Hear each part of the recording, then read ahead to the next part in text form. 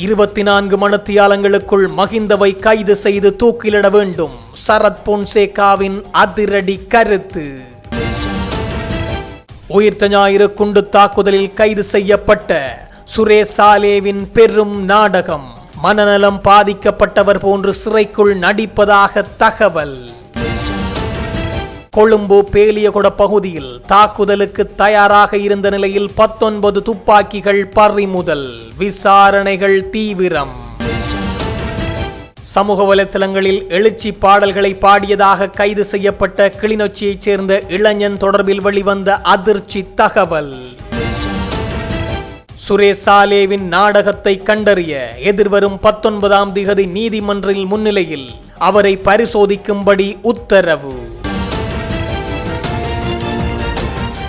முன்னாள் ஜனாதிபதி மஹிந்த ராஜபக்ச தூக்கிலிடப்படாவிட்டால் ஜனாதிபதி அனுரகுமார் திசாநாயக்க தலைமையிலான அரசாங்கம் நாட்டை கட்டியெழுப்பியுள்ளது என்பதை ஏற்றுக்கொள்ள முடியாது என சரத் பொன்சேகா தெரிவித்துள்ளார். கொழும்பில் இடம்பெற்ற நிகழ்வொன்றில் கலந்து கொண்டு உரையாற்றிய போதே சரத் பொன்சேகா இதனை தெரிவித்துள்ளார்.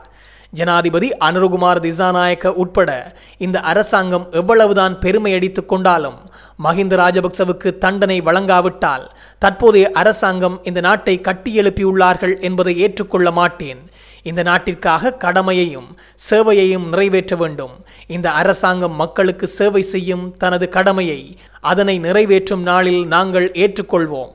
அதுதான் யதார்த்தம் எனவும் தெரிவித்துள்ளார். நாங்கள் அதிகாரத்தில் இல்லாவிட்டாலும் உண்மையை பேச நாங்கள் அஞ்ச மாட்டோம். 24 மணி நேரத்திற்குள்ளும் மஹிந்த ராஜபக்சவை கைது செய்யலாம். மஹிந்த ராஜபக்சவுக்கு வழங்கப்பட வேண்டிய தண்டனை அவர் தூக்கிலிடப்படுவதுதான் என்று ஃபீல்ட் மார்ஷல் சரத் பொன்சேகா தெரிவித்துள்ளார்.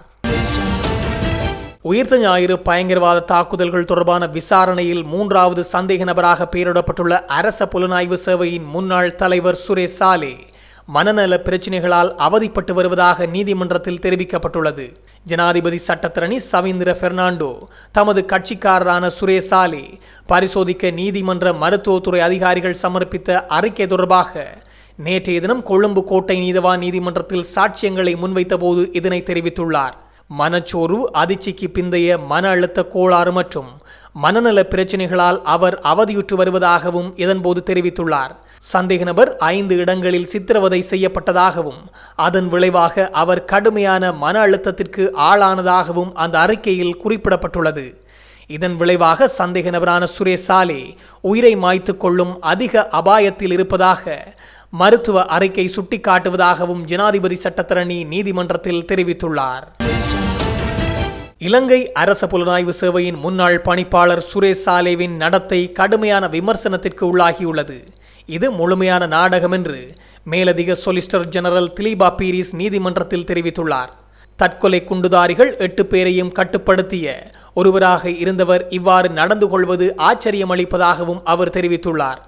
ஆபத்தான பயங்கரவாதிகள் 8 பேரையும் திறமையாக கையகப்படுத்த முடிந்த சுரேஷ் சாலேவால் தற்போது இவ்வாறு தான் மனநலம் பாதிக்கப்பட்டவர் போன்று நடந்து கொள்வது கேவலமான செயற்பாடு எனவும் மேலதிக மன்றாடியார் நாயகம் திலீபா பீரிஸ் நீதிமன்றத்தில் தெரிவித்துள்ளார். எழுச்சி பாடல்களை பாடி அதனை சமூக ஊடகங்களில் பகிர்ந்த கிளிநொச்சி இளைஞனை எதிர்வரும் 17ஆம் திகதி வரையில் விளக்கமறியலில் வைக்க சாவகச்சேரி நீதிமன்றம் உத்தரவிட்டுள்ளது. யாழ்ப்பாணம் நாவற்குழி பகுதியில் அண்மையில் இடம்பெற்ற ஆலய திருவிழாவை முன்னிட்டு விசேட இசை நிகழ்ச்சி இடம்பெற்றது. குறித்த இளைஞன் பக்தி மற்றும் தென்னிந்திய பாடல்கள் பாடியுள்ளார். அதனையடுத்து தான் இசை நிகழ்ச்சியில் பாடிய குறித்த பாடல்களை தொகுத்து அதனை தனது சமூக வலைத்தளத்தில் பதிவேற்றியுள்ளார். இதில் தமிழ் தேசிய எழுச்சி பாடல்களும் உள்ளடங்கும். இந்த நிலையில் சம்பந்தப்பட்ட காணொலி தொடர்பாக விசாரணைகளை மேற்கொண்ட மாவட்ட குற்றத்தடுப்பு காவல் பிரிவினர் தொடர்புடைய இளைஞன் விடுதலை புலிகள் மீளுருவாக்கம் செய்கின்றார் என்று தெரிவித்து அவரை கைது செய்து சாவகச்சேரி நீதிமன்றத்தில் முன்னிலைப்படுத்தினர். இதனையடுத்து சாவகச்சேரி நீதிமன்றம் சம்பந்தப்பட்ட இளைஞரை எதிர்வரும் 17ஆம் திகதி வரையில் விளக்கமறியலில் வைக்கும்படி உத்தரவிட்டுள்ளது. பயங்கரவாத தடுப்புச் சட்டத்தின் கீழ் தடுத்து வைக்கப்பட்டுள்ள முன்னாள் அரச புலனாய்வு சேவையின் தலைவர் சுரேஷ் சாலே குறித்த ஆணை இம்மாதம் 10ஆம் திகதி அறிவிக்கப்பட உள்ளது. சுரேஷ் சாலே சார்பாக தாக்கல் செய்யப்பட்ட ஒரு மனு நேற்றைய தினம் கொழும்பு கோட்டை நீதவான் நீதிமன்றத்தில் பரிசீலிக்கப்பட்ட நிலையில் இந்த தீர்மானம் எடுக்கப்பட்டுள்ளது. மருத்துவ நிபுணர்கள் குழுவின் முன்பாக முன்னிலைப்படுத்தி அறிக்கை கோருவதற்காக நடவடிக்கைகளை மேற்கொள்ளுமாறு சுகாதார சேவைகள் பணிப்பாளர் நாயகத்திற்கு உத்தரவிடக் கோரி சட்டமா அதிபரால் கோரிக்கை ஒன்று விடுக்கப்பட்டுள்ளது. இந்த நிலையில் குறித்த ஆணை எதிர்வரும் 10ஆம் திகதி அன்று அறிவிக்கப்படும் என கொழும்பு கோட்டை நீதவான் நீதிமன்றம் உத்தரவிட்டுள்ளது. மேலதிக மன்றாடியார் நாயகம் ஜெனரல் திலீபா பீரிஸ் விடுத்த கோரிக்கையை பரிசீலித்த பின்னர் நீதிமன்றம் இந்த உத்தரவை பிறப்பித்துள்ளது. பேலியகொட குற்றப்பிரிவினரால் கொழும்பு தெமெட்டகொட பகுதியில் உள்ள ஒரு வீட்டில் பல்வேறு பாதாள உலக கும்பல்களுக்கு விற்பனை செய்வதற்காக தயாரிக்கப்பட்டு மறைத்து வைக்கப்பட்டிருந்த ஆயுதங்கள் மீட்கப்பட்டுள்ளன. இவற்றில் 19 உள்ளூர் கை துப்பாக்கிகள் பல்வேறு பாதாள கும்பல்களுக்கு விற்பனை செய்வதற்காக தயாரிக்கப்பட்டிருந்ததாக விசாரணைகளில் தெரிய வந்துள்ளது. நேற்று காலை சிறப்பு அதிரடிப்படையின் உதவியுடன் இந்த ஆயுதங்களின் 1 கோடி ரூபாய்க்கும் அதிகமான மதிப்புள்ள 1 லட்சம் போதைப் பொருட்களும் காவல்துறையினரால் கைப்பற்றப்பட்டுள்ளன. இந்த ஆயுதங்கள் மற்றும் போதைப் பொருட்களுடன் கைது செய்யப்பட்ட 4 சந்தேக நபர்களும் செவனகல மற்றும் அதன் சுற்றுவட்டார பகுதிகளைச் சேர்ந்தவர்கள் என்றும் அவர்கள் தெமெட்டகொட பகுதியில் சில காலமாக தங்கியிருந்து வந்துள்ளதாகவும் தெரிவிக்கப்பட்டுள்ளது. இந்த துப்பாக்கிகள் வேறு இடத்தில் தயாரிக்கப்பட்டு 2 இடங்களில் மறைத்து வைக்கப்பட்டு தெமெட்டகொடவில் உள்ள 2 மாடி கட்டடத்தின் மேல் தளத்தில் அமைக்கப்பட்டுள்ள ஒரு வீட்டிற்கு கொண்டுவரப்பட்டுள்ளது. குறித்த வீடு 3 மாதங்களுக்கு முன்பு வாடகைக்கு எடுக்கப்பட்டு ஒரு இரகசிய பதுங்குமிடமாகவும் பயன்படுத்தப்பட்டுள்ளமை தெரிய வந்துள்ளது. இந்த ஆயுதங்களும் போதைப் பொருட்களும் கைப்பற்றப்பட்ட நேரத்தில் அந்த வீட்டிலிருந்த ஒரு இளம் தம்பதியினர் காவல்துறையினரின் சுற்றி வளைப்பிலிருந்து தப்பி ஓடியுள்ளனர். இளம் குடும்பத்தினர் குறித்த ஏதேனும் தகவல்கள் தெரிந்தால் பேலியகொட குற்றப்பிரிவினருக்கு தெரிவிக்குமாறு காவல்துறையினர் பொதுமக்களிடம் கேட்டுக்கொண்டுள்ளனர். இதன்போது கைப்பற்றப்பட்ட 19 உள்நாட்டு தயாரிப்பு கை துப்பாக்கிகள் நல்ல நிலையில் இருந்ததாகவும் அவை D56 ரக தோட்டாக்களை கொண்டு தயாரிக்கப்பட்டவை என்றும் தெரிய வந்துள்ளது.